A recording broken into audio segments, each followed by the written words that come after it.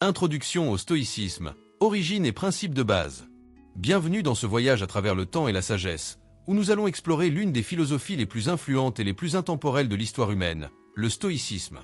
Né dans les rues animées d'Athènes antiques, cette école de pensée continue de résonner avec force dans notre monde moderne, offrant des outils pour naviguer dans les eaux souvent tumultueuses de la vie quotidienne. Le stoïcisme a été fondé par Zénon de Kition au début du IIIe siècle avant notre ère. Il a émergé comme une réponse aux défis de l'époque, proposant une voie vers la tranquillité d'esprit et le bonheur à travers la maîtrise de soi, la vertu et la compréhension de la nature. Les stoïciens croient que, bien que nous ne puissions pas contrôler les événements extérieurs, nous pouvons contrôler nos réactions à ces événements, une idée qui résonne encore aujourd'hui. Au fil des siècles, le stoïcisme a été adopté et adapté par des penseurs tels que Sénèque, Épictète et Marc Aurèle, dont les œuvres continuent d'être étudiées et vénérées. Leurs enseignements mettent en lumière la poursuite de la sagesse, du courage, de la justice et de la tempérance, des vertus qui forment le cœur de la philosophie stoïcienne et qui sont tout aussi pertinentes dans le contexte contemporain. Dans notre monde actuel, caractérisé par le changement rapide et l'incertitude, le stoïcisme offre une boussole morale stable. Il nous enseigne à rester centrés, à faire preuve de résilience face à l'adversité et à trouver la sérénité dans un environnement souvent chaotique. Que ce soit pour gérer le stress au travail, naviguer dans les relations personnelles ou simplement trouver un sens à la vie, le stoïcisme a beaucoup à offrir. En tant que système de pensée axé sur l'amélioration personnelle, le stoïcisme nous encourage à réfléchir sur notre propre vie, à reconnaître ce qui est vraiment important et à vivre en harmonie avec la nature et la société. Il nous pousse à être les meilleures versions de nous-mêmes, non seulement pour notre propre bien-être, mais aussi pour le bien de notre communauté et du monde dans son ensemble. Alors que nous plongeons dans les profondeurs du stoïcisme, préparez-vous à découvrir comment cette ancienne sagesse peut éclairer votre chemin, vous offrant des perspectives et des pratiques qui peuvent transformer votre vie. Joignez-vous à moi alors que nous dévoilons les origines et les principes de base du stoïcisme, et découvrons ensemble comment ils peuvent être appliqués pour vivre une vie pleine de sens et de satisfaction. Nous espérons que cette introduction vous a donné un aperçu de ce qui vous attend dans les chapitres à venir. Restez avec nous alors que nous explorons plus en détail les enseignements et les applications pratiques du stoïcisme dans les chapitres suivants. N'oubliez pas de vous abonner et d'activer la cloche de notification pour ne manquer aucune de nos vidéos. Chapitre 1. Les origines du stoïcisme. Le stoïcisme, l'une des philosophies les plus durables et les plus influentes de l'histoire occidentale, a pris racine dans la Grèce antique, un creuset de pensée et d'innovation. C'est dans ce contexte effervescent que Zénon de Kition, un marchand de teinture devenu philosophe, a posé les fondements de l'école stoïque après avoir subi un naufrage qui l'a conduit à Athènes. Inspiré par le cynisme de Diogène et les enseignements de Cratès, Zénon a commencé à enseigner dans le Stoa Poikilé, ou portique peint, d'où le stoïcisme tire son nom. Zénon, avec ses disciples, a cherché à répondre aux questions fondamentales sur la nature de la vertu et le chemin vers une vie épanouie. Le stoïcisme s'est rapidement distingué par son approche pragmatique de la philosophie, non pas comme une simple spéculation intellectuelle, mais comme un mode de vie. Les stoïciens ont prôné la maîtrise de soi, la résilience et la logique, affirmant que la vertu est suffisante pour le bonheur et que les émotions devraient découler de jugements rationnels. La philosophie stoïcienne s'est construite sur les fondations posées par des penseurs antérieurs tels que Socrate, qui valorisait la vertu au-dessus de tout, et les cyniques, qui prônaient une vie en accord avec la nature et libérés des désirs matériels. Cependant, le stoïcisme a apporté une structure et une systématisation à ses idées, en élaborant une doctrine cohérente centrée sur le développement du caractère et la compréhension de la logique universelle, ou logo.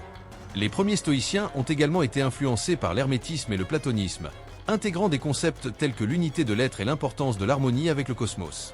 Ils ont vu la raison comme la force directrice de l'univers, une force que les humains pouvaient canaliser pour vivre en accord avec la nature. Cette perspective cosmopolite a encouragé les individus à se considérer non seulement comme des citoyens de leur propre ville ou nation, mais comme des citoyens du monde, une idée révolutionnaire à l'époque. Au cœur du stoïcisme se trouve la croyance que la vie est imprévisible et que le bonheur réside dans l'acceptation de ce qui est hors de notre contrôle tout en agissant avec vertu et intégrité dans ce que nous pouvons contrôler. Cette philosophie a trouvé un écho auprès de nombreuses personnes confrontées à l'incertitude politique et sociale de l'époque, et elle continue de résonner aujourd'hui alors que nous faisons face à nos propres défis. En résumé, les origines du stoïcisme dans la Grèce antique représentent un tournant dans la pensée humaine, où la quête de la sagesse et de la vertu a été élevée au-dessus des caprices de la fortune. Zénon de Kition, en fondant l'école stoïque, a non seulement créé un refuge pour les âmes en quête de paix intérieure, mais a également rallumé une flamme qui continue de briller à travers les siècles, illuminant le chemin vers une vie plus réfléchie et plus significative. Chapitre 2. Les trois disciplines stoïciennes. Le stoïcisme est bien plus qu'une simple philosophie, c'est une méthode pratique pour vivre une vie vertueuse et significative. Au cœur de cette méthode se trouvent 3 disciplines fondamentales qui guident le stoïcien dans son cheminement vers la sagesse et la tranquillité d'esprit. Ces disciplines sont le désir, l'action et l'assentiment, et ensemble, elles forment un cadre pour le développement personnel et l'autonomie. La discipline du désir, ou discipline des choses naturelles, la première discipline, celle du désir, concerne notre relation avec les choses que nous voulons ou que nous essayons d'éviter.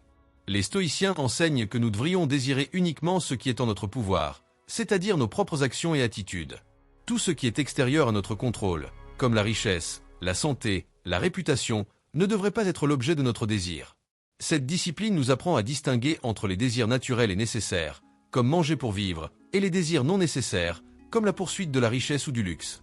En pratiquant cette discipline, nous apprenons à désirer moins et à apprécier davantage ce que nous avons déjà. La discipline de l'action, ou discipline de l'intention droite, la deuxième discipline est celle de l'action, qui se concentre sur nos comportements et nos interactions avec les autres. Elle nous enseigne à agir avec justice, bienveillance et équité, en tenant compte du bien commun. Les stoïciens croient que toutes nos actions doivent être accomplies avec l'intention de faire le bien et de contribuer à la société. Cette discipline nous incite à réfléchir sur nos motivations et à nous assurer que nos actions sont alignées avec nos valeurs les plus profondes. La discipline de l'assentiment, ou discipline du jugement, la troisième et dernière discipline est celle de l'assentiment, qui concerne notre capacité à accepter ou à rejeter les pensées et les impressions qui nous viennent à l'esprit. Les stoïciens soutiennent que nous devrions donner notre assentiment uniquement aux impressions qui sont vraies et bénéfiques. Cette discipline nous aide à développer un esprit critique et à ne pas être emportés par des jugements hâtifs ou des perceptions erronées. En pratiquant la discipline de l'assentiment, nous apprenons à être plus conscients de nos pensées et à ne pas laisser les émotions négatives prendre le dessus. Ensemble, ces 3 disciplines forment un système intégré pour vivre une vie stoïcienne. Elles nous enseignent à désirer ce qui est bon, à agir avec vertu et à juger avec sagesse. En les intégrant dans notre vie quotidienne, nous pouvons atteindre un état de tranquillité intérieure et de résilience face aux défis de la vie. Le stoïcisme, à travers ces disciplines, offre un chemin vers la liberté intérieure et la paix de l'esprit, nous permettant de vivre en harmonie avec nous-mêmes et avec le monde qui nous entoure. Chapitre 3. Les principes de base du stoïcisme. Le stoïcisme repose sur des principes fondamentaux qui façonnent la vision stoïcienne de la vie et guident le comportement individuel. Ces principes sont essentiels pour comprendre comment les stoïciens perçoivent le monde et quelles attitudes ils adoptent face aux diverses circonstances de la vie. La vertu comme bien suprême au cœur du stoïcisme se trouve l'idée que la vertu est le bien suprême et la source ultime du bonheur. Pour les stoïciens, la vertu n'est pas simplement une question de comportement moral, mais l'expression de l'excellence humaine dans toutes les facettes de la vie. Elle est composée de 4 qualités cardinales: la sagesse, le courage, la justice et la tempérance. La sagesse est la connaissance de ce qui est bien ou mal. Le courage est la capacité de faire face à l'adversité. La justice est le traitement équitable des autres. Et la tempérance est la maîtrise de soi face au désir et au plaisir. Ensemble, ces vertus forment un mode de vie qui permet à l'individu de vivre en harmonie avec la nature et la raison. Le contrôle de soi et l'autosuffisance. Le contrôle de soi est un autre pilier du stoïcisme. Il s'agit de la capacité à réguler ses propres actions, pensées et émotions pour vivre conformément à la raison et aux vertus. L'autosuffisance, quant à elle, est la notion selon laquelle on doit trouver la satisfaction dans sa propre vie et ses propres réalisations, sans dépendre excessivement des autres ou des possessions matérielles. Cette autosuffisance ne signifie pas l'isolement ou l'égoïsme, mais plutôt la capacité de trouver la paix intérieure et la satisfaction sans être perturbé par les circonstances extérieures. L'acceptation du destin, ou amor fati, est la reconnaissance que certaines choses sont hors de notre contrôle et doivent être acceptées telles qu'elles sont. Cela ne signifie pas une résignation passive, mais plutôt une acceptation active des événements de la vie comme des occasions de pratiquer la vertu. Les stoïciens croient que tout ce qui arrive est conforme à la nature et au logo, et donc, même les événements apparemment négatifs peuvent être vus comme des opportunités pour grandir et s'améliorer. En résumé, les principes de base du stoïcisme, la vertu comme bien suprême, le contrôle de soi et l'autosuffisance, et l'acceptation du destin, offrent un cadre pour une vie équilibrée et épanouie.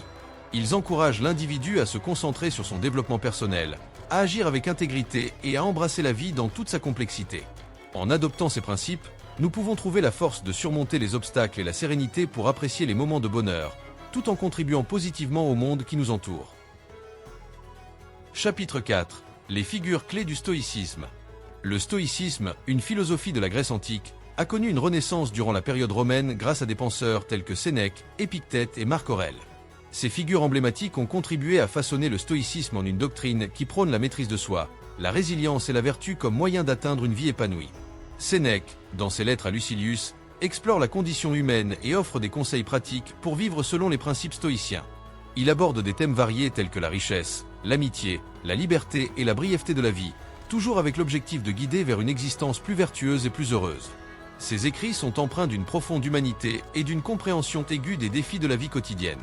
Épictète, un ancien esclave devenu philosophe, est l'auteur de l'Enchiridion, un manuel concis de conseils stoïciens.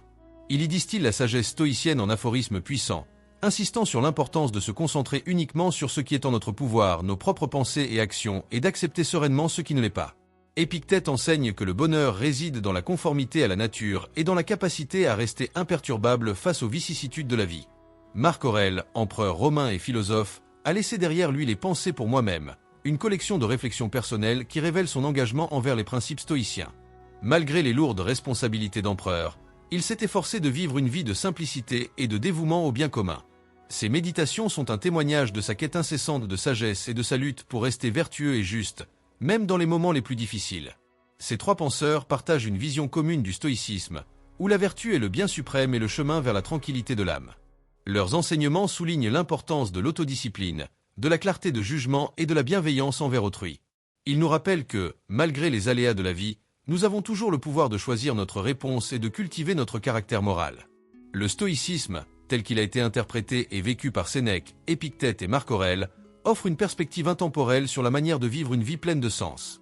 Leurs écrits continuent d'inspirer et de guider ceux qui cherchent à mener une vie équilibrée et réfléchie, montrant que les leçons du passé restent pertinentes dans le monde moderne. En somme, le stoïcisme nous enseigne que la sérénité n'est pas une question de circonstances extérieures, mais de choix intérieurs et de maîtrise de soi. Chapitre 5. Exercice pratique stoïcien. Le stoïcisme, bien plus qu'une simple philosophie, offre des outils pratiques pour cultiver la résilience et la sagesse au quotidien. Le chapitre 5 se concentre sur les exercices pratiques stoïciens qui permettent de renforcer la discipline personnelle et de maintenir une perspective équilibrée face aux défis de la vie. La réflexion matinale et vespérale est un rituel quotidien essentiel pour tout stoïcien. Le matin, avant de commencer la journée, il est recommandé de prendre un moment pour anticiper les défis à venir et se préparer mentalement à les affronter avec calme et dignité. Cela peut impliquer de méditer sur les vertus stoïciennes telles que la patience, l'intégrité et le courage. Le soir, il est tout aussi important de réfléchir sur les événements de la journée, d'évaluer nos réactions et comportements, et de considérer comment nous pourrions améliorer notre conduite à l'avenir. L'examen de conscience est un autre pilier de la pratique stoïcienne. Il s'agit d'une introspection profonde où l'on analyse ses pensées, ses paroles et ses actions à la lumière des principes stoïciens. Cet exercice aide à identifier les domaines dans lesquels on a dévié de la voie de la vertu et à établir des plans concrets pour rectifier le tir. L'examen de conscience favorise une croissance personnelle continue et une plus grande harmonie avec la nature rationnelle de l'univers. La visualisation préparatoire, ou préméditation des mots, est une technique où l'on envisage sciemment les pires scénarios possibles. Loin d'être un exercice pessimiste, cette pratique vise à diminuer l'impact émotionnel des adversités et à renforcer la résilience. En anticipant les difficultés, on peut développer une attitude plus détachée et pragmatique face aux inévitables revers de la vie. Ces exercices ne sont pas de simples tâches à cocher sur une liste. Ils sont des pratiques vivantes qui doivent être intégrées dans le tissu même de notre existence. Ils nous enseignent à rester centrés sur nos principes, indépendamment des circonstances extérieures, et à cultiver une force intérieure qui nous permet de naviguer dans la vie avec grâce et sérénité. En somme, ces exercices pratiques stoïciens sont des outils puissants pour forger un caractère vertueux et pour vivre une vie alignée avec la raison et la nature. Ils nous rappellent que, bien que nous ne puissions pas contrôler tout ce qui nous arrive, nous avons toujours le pouvoir de contrôler notre réponse. En adoptant ces pratiques, nous pouvons non seulement améliorer notre propre vie, mais aussi avoir un impact positif sur ceux qui nous entourent, en devenant des exemples de sagesse et de tranquillité. Chapitre 6. Le stoïcisme et les émotions. Le stoïcisme, une philosophie ancienne qui continue d'influencer la pensée moderne, offre une perspective unique sur les émotions. Selon les stoïciens, les émotions ne sont pas simplement des réactions passives, mais des jugements qui reflètent nos valeurs et croyances. Cette vision implique que nous avons un certain contrôle sur nos émotions, car elles dépendent de notre assentiment aux impressions que nous recevons. La perspective stoïcienne sur les émotions est fondée sur l'idée que les émotions sont le résultat de nos jugements. Les stoïciens distinguent entre les passions, pathé, considérées comme des émotions irrationnelles et perturbatrices, et les émotions naturelles, apatheia, qui sont rationnelles et en harmonie avec la vertu. Les passions, telles que la colère, la jalousie ou la peur excessive, sont vues comme des obstacles à la sérénité et à la sagesse. En revanche, les émotions naturelles, comme la joie modérée, le désir raisonnable et la prudence, sont alignés avec la raison et la vertu. La différence entre les émotions naturelles et celles qui ne le sont pas réside dans leur origine et leur impact sur notre bien-être. Les émotions naturelles découlent d'une compréhension correcte de la réalité et nous aident à agir de manière appropriée.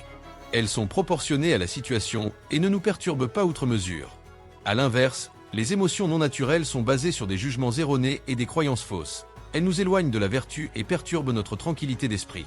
Gérer les émotions d'un point de vue stoïcien implique de développer la sagesse et la conscience de soi. Cela commence par reconnaître que les émotions sont des réponses à nos jugements et que nous pouvons choisir de les accepter ou de les rejeter. Les stoïciens pratiquent la suspension du jugement, épochet, qui consiste à prendre un moment pour examiner nos impressions avant de leur donner notre assentiment. Cette pause permet de répondre aux situations avec plus de calme et de rationalité. En outre, les stoïciens recommandent des exercices de réflexion, comme la contemplation de la nature universelle et la méditation sur la mortalité, pour cultiver une attitude de détachement face aux événements extérieurs. Ils encouragent également la pratique de la vertu, en agissant avec bienveillance et justice, ce qui contribue à une vie émotionnelle équilibrée. En résumé, le stoïcisme nous enseigne que les émotions ne sont pas des forces incontrôlables, mais des phénomènes que nous pouvons comprendre et gérer grâce à la raison. En adoptant une perspective stoïcienne, nous pouvons apprendre à distinguer les émotions qui contribuent à notre bien-être de celles qui nous nuisent, et à vivre une vie plus harmonieuse et épanouie. C'est une voie exigeante, mais enrichissante, qui requiert un engagement constant envers l'auto-amélioration et la maîtrise de soi. Chapitre 7. Le stoïcisme dans les relations sociales. Le stoïcisme, avec ses racines anciennes, offre une sagesse qui s'étend au-delà de la sphère personnelle pour toucher les relations sociales. Le chapitre 7 explore comment cette philosophie peut enrichir nos interactions avec les autres, promouvoir une communauté harmonieuse et nous aider à gérer les conflits de manière constructive. La bienveillance et l'équité envers les autres sont des piliers du stoïcisme dans le contexte social. Les stoïciens croient que tous les êtres humains sont dotés de la raison et sont donc intrinsèquement dignes de respect et de traitement équitable.